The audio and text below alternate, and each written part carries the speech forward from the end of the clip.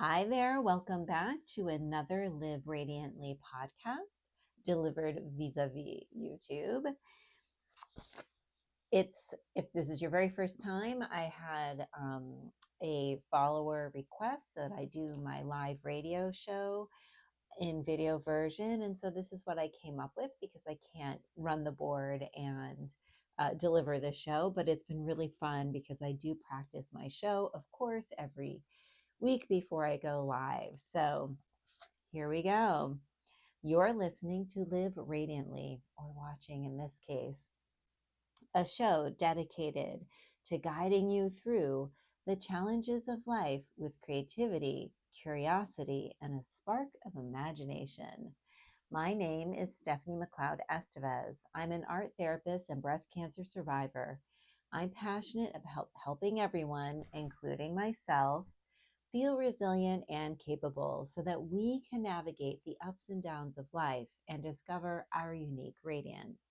After all, your radiance is how you can identify what's possible so that you can move from surviving to thriving. Join me each week as I discuss thought provoking themes and then guide you through a live art therapy experiential so that you can explore how the theme impacts your life with the goal of understanding yourself better. While I do hope you'll walk away each week feeling inspired, please note that this show is not a replacement for therapy itself. I do hope that what I have to share will benefit how you see yourself, others, and the world around you. So today we're talking about working with what scares you. In the second half of the show, we'll do an art therapy experiential that will help you explore this theme. If you've never tried art therapy before, no worries. I'm going to walk you through the process, and like everything else, it gets easier the more you try. A quick note, you can do art therapy by actually creating something on paper, of course, or by using your imagination. The good news is that both ways can benefit you. So if you're driving in a car or unable to stop what you're doing to draw or paint, like if you're cooking, that's normally when I watch shows, that's okay. You can imagine what you create, and then when you have time, put it down on paper.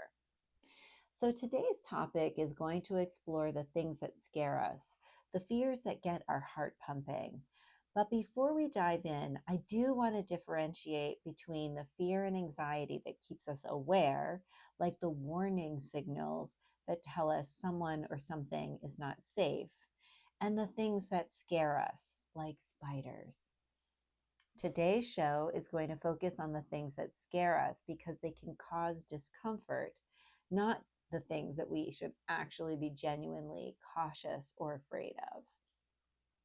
So take a moment and see if you can identify something that you're afraid of, something that makes you feel uncomfortable, even though you know you're probably going to be fine.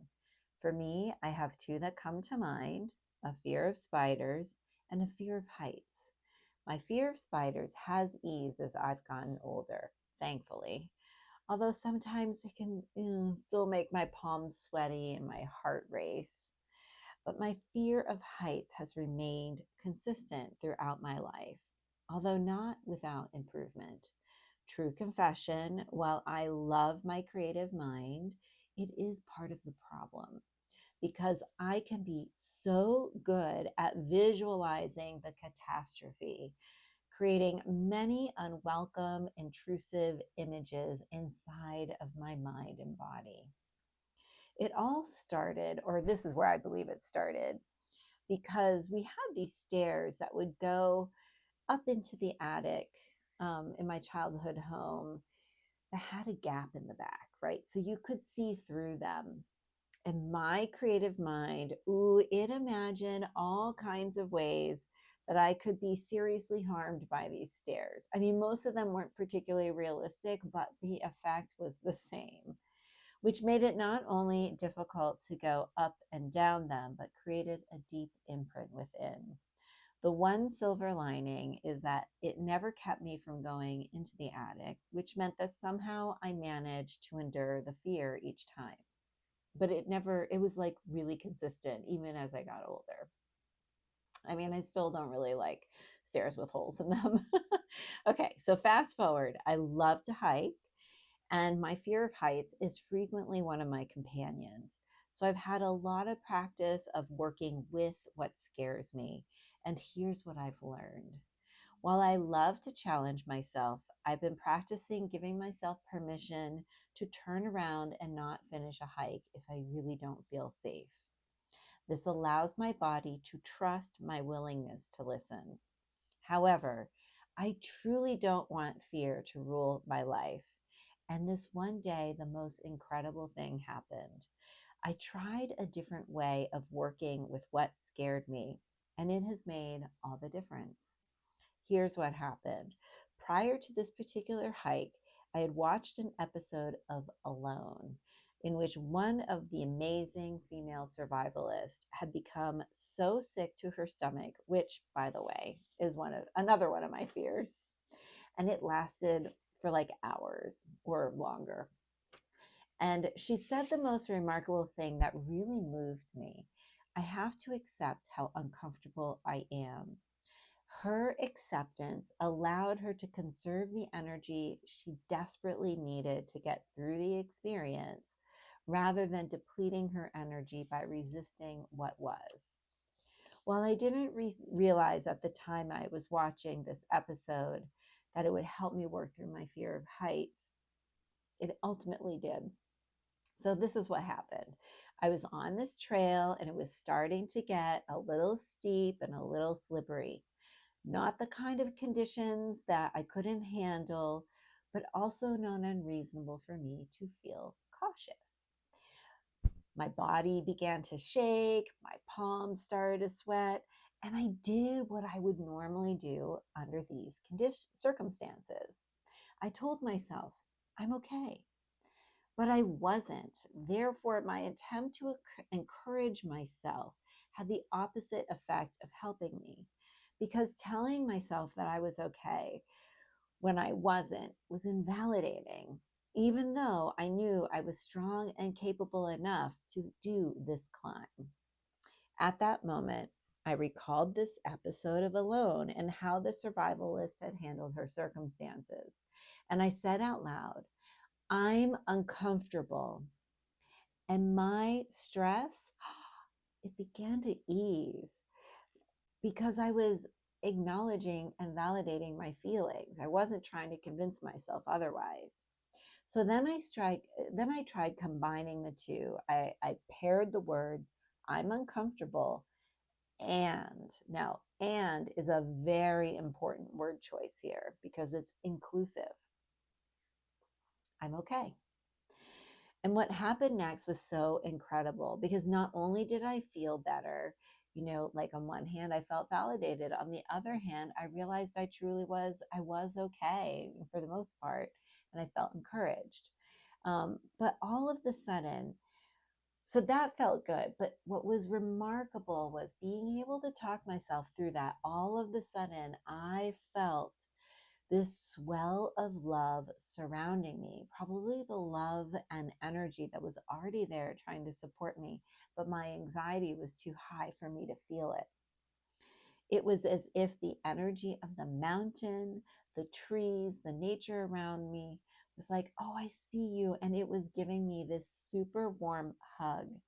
And I remember how emotional in like a positive way that, I mean, I felt so loved, and that brought tears to my eyes.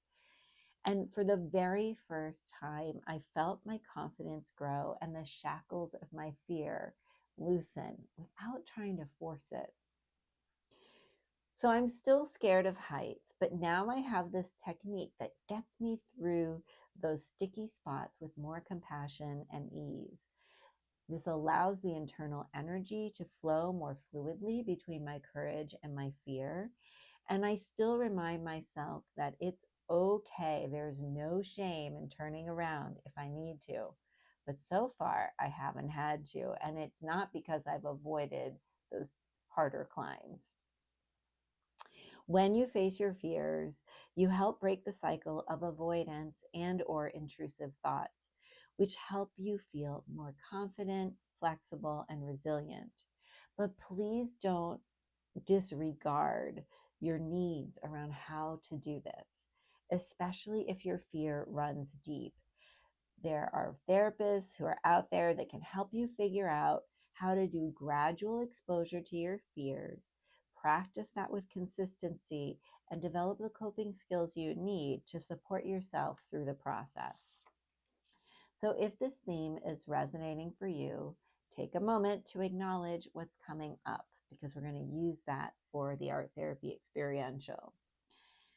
But before we do that, we're going to talk a little bit about art therapy and how it works. And so at this point, if I'm on the radio, I'm just reminding listeners that they're listening to WMPG and the name of my show, because of course someone might be just tuning in. So today I'd like you to look at how you can use art therapy as a visual reminder of where you are going and what matters most to you. I like to call this a vision board with a twist. I believe it pairs nicely with today's theme because at the center of the practice is how you want to feel. And so even though maybe you wouldn't have ever considered doing a vision board for facing your fears, it very well might be a lovely way to nurture yourself. But if today was your very first time trying art therapy, I want you to know that you do not need to be an artist to benefit from the practice because there's no right or wrong way to do it. Essentially, the most important thing to know is that this is a practice of trusting what your creative instinct wants you to do. So if you feel a little nervous, know that it won't last forever. So here are some specific ways you can use vision boards and art therapy for your goals. Number one, create a visual plan or a map that helps guide your way. When you focus in particular on how you want to feel, your intuition can help you identify the resources and skills that can support your journey. Number two, raise awareness of and work with feelings, thoughts, and beliefs that might be blocking your way, like fear, so you can work with and through them with compassion and find the solutions that can help you with that. Number three, visually enhance the purpose or spirit of what you are trying to do and accomplish. Often what we want is not something that we can see. And so art can take your intentions and help them to feel more tangible because you can translate them through color, shape, and form. Number four, visually embody your beliefs and connect to the heart of what drives you. This becomes a way of honoring what you want to bring to life. When you embody your mission through art, you notice more readily when you are indeed, quote unquote, walk in the walk and talk in the talk. And that is a true confidence booster. What I love about art therapy is that it can help you relieve the pressure of the present moment and find creative solutions that resolve the blocks you face while giving you the courage you need to follow through. As with everything in life, the more you practice using art therapy as a way to communicate, the easier it gets. So at this point in the radio show, I put on a song so that people who would like to do the art therapy experiential with me can gather their supplies. So if you are going to create something live when you're listening to the guided meditation, feel free to hit pause and then come right back. And I'm going to take a sip of water because this is what I'm doing while people are listening to the song. Always helpful to refresh the mouth. Okay, so welcome back. You're listening to Live Radiantly on WMPG, or in this case, you're watching it on YouTube. My name is Stephanie. In the second half of the show, I'm inviting you to try art therapy, whether that's on paper or using your imagination. I'll guide you through a meditation that will help you explore today's theme. Once this is complete, I'll put on a song so that you can continue to draw or imagine how today's theme of working with what scares you is showing up for you right here, right now. Whatever comes up is what you're going to draw or visualize, so trust your instinct. Just before the show ends, I'll be back with guidance on where to go from here and an invitation. Today, we're going to notice what it feels like to practice acceptance and inclusion of the thoughts and feelings that comes with what scares you. If you are in a place where you can soften or close your eyes, please do so. This will help you get in touch with yourself. If you're not able to do this, that's okay. Get as comfortable as you can. Take a breath in and out. Let's begin by identifying something that scares you. Something small that you know isn't actually trying to harm you. I want you to notice the effect that this thing that scares you has upon you. Where does the tension live inside your body? And where do you feel the tension more strongly inside? And where is the impact less intense? This isn't about changing anything. It's just about noticing. Now tune into the things that your mind tells you about what scares you. Maybe it's stories about how this fear has shown up in your life. Maybe you notice an inner critic or an unkind voice that wants you to just get over it. Remember, increasing your self-awareness helps you to understand where your healing and growth work lies. Now tune into your spirit and how it responds and reacts to these fears. Does your spirit's response help or hinder you in your acceptance of these fears? Finally, how are the beliefs about yourself, who you are, how you show up, how are they influenced by the things that scare you? Welcome in the insight. And if there is anything unkind, approach that with curiosity about what it's trying to tell you. Dig in a little deeper. The role it serves may be the key you need to unlock the power it has over you. Now I would love to encourage you, invite you to step away from trying to manage this fear and invite in a willingness to accept yourself by acknowledging the fear and validating how uncomfortable you feel. Lean into the power of acceptance and observe if this helps you release and soften the tension you feel. Allow the power of acceptance to create room for curiosity. How does this fear illuminate something that you need? How can your curiosity help you create a deeper level of acceptance for your humanness, your vulnerability, your discomfort, and open you up to receive wisdom from within that will help you work with what scares you. Finally, Invite the soothing balm of permission to be with you and discover compassion for what troubles you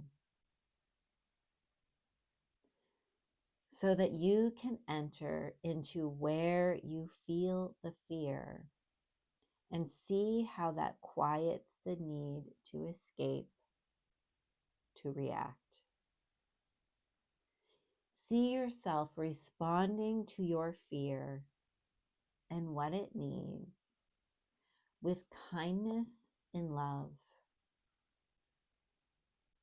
in order to liberate yourself from the tension you feel and welcome in the compassion you deserve to love and accept yourself just as you are, and pause to see how this changes in your approach, shifts the dynamic between you and what scares you.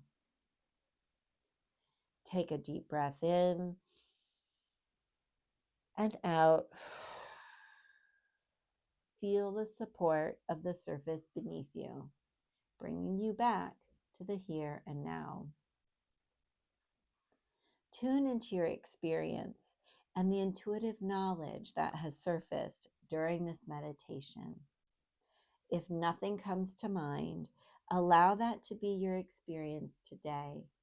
The messages might come to you as you use art therapy to represent what you experienced during this visualization. When you feel really connected to your experience, begin or continue to use creativity to reflect what happened on paper or in your imagination. Your creation may want to be abstract or lifelike. Trust your instinct as to what color, shape, and form it wants to be. Enjoy creating and reflecting with a song. If you're on the radio station, it would be Pause for Peace by Joshua Specht. We'll reconnect after the song is done. So if you are going to go create live, maybe hit pause on the video, but please come back because I always have some final thoughts that are meant to help you continue to process. So, boop. Okay, welcome back. If you're just tuning in, you're catching the tail end of Live Radiantly. Of course, this is more relevant for the radio station. I've just guided listeners through an art therapy experiential, which you can benefit from once this episode is live under the podcast archives.